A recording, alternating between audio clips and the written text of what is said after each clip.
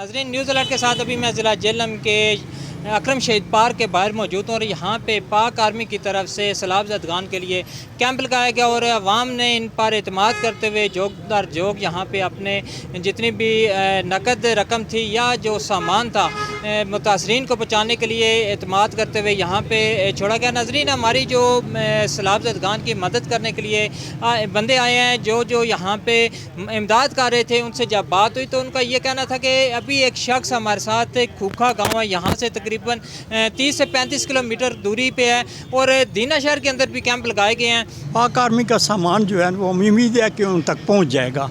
ये जो लोग इकट्ठा कर रहे हैं ये कोई पहुंचता नहीं है सामान, वो बेचारे इसी तरह रोते रहते हैं, लेकिन जो आर्मी के पास सामान है ना वो उन तक पहुंच जाता है। अच्छा चेयरमैन साहब, उम्र भी आपकी काफ़ी है, हमारे ज़िला पूरा शहीदों और गाजियों से मशहूर है। हमारा कोई कब्रस्तान ऐसा नहीं जहाँ पे शहीद या किसी गाँव में गाजी ना हो। हर जंग में बढ़ चढ़ के हिस्सा लिया है।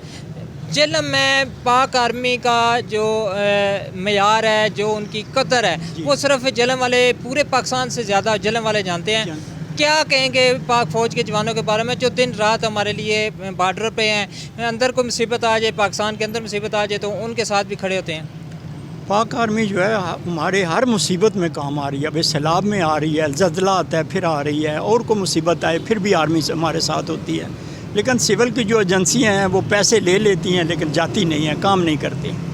तो इसलिए हमें तो पाक आर्मी पे ही एतमाद है। मैंने खुद भी पाक आर्मी की नौकरी की हुई है और पेंशन ले रहा हूँ। जब ऑफिसर से भी बात हुई तो उनके ये कहना था कि जो भी यहाँ पे सामान आता है वो प्रॉपर तरीके से जिस इलाके में भेजा जाए। साथ हमारी सिक्योरिटी गार्ड होती है और RAT हमारे नौजवान वहाँ पे मौजूद हैं, ऑफिसर्स मौजूद हैं जो कि इस सामान को रिसीव करते हैं। एक वोचर बनाया जाता है, वो उस इलाके में पहुँचाया जाता है और वहाँ से रिसीव करके वापस जो है इसी मकाम पे आ जाते हैं या जहाँ जहाँ पे कैंप लगे हैं वहाँ पे चले जाते हैं। और जो इमदाद है वो मुस्तहिक तक यकीनी तौर पर पहुंचती है, जो किसी जगह पे भी हादसे की शिकार नहीं होती, किसी जगह पे लूटे नहीं जाती।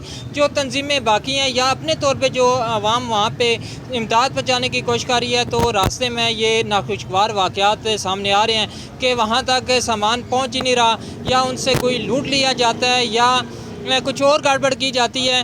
ज़्यादातर तंजीमें जो हैं वो मुस्तहिक तक पहुँचा रही हैं, लेकिन कुछ नौसरबाज भी मुतरक हैं और कुछ डाकू भी मुतरक हैं जो कि वहाँ तक नहीं पहुँचाने देते। आर्मी चीफ़ का पिछले दिनों में एक बयान भी जारी हुआ था जिसमें उन्होंने कहा था कि जो कलाम का एरिया है, जो सवात और सरात का एरिया है, वहाँ पे जो जितने भी सियाह आए हैं वो फंसे हुए हैं। 15 दिन का टाइम पहले दिया गया था, लेकिन उन्होंने कहा कि 6 दिन के कलील वक्त के अंदर हम ये रोडें खोल देंगे। जहाँ पे ब्रिज टूटे हुए हैं वहाँ पे आरजी ब्रिज बनाएंगे और रास्ते खोल कर इनकी इमदाद की जाएगी।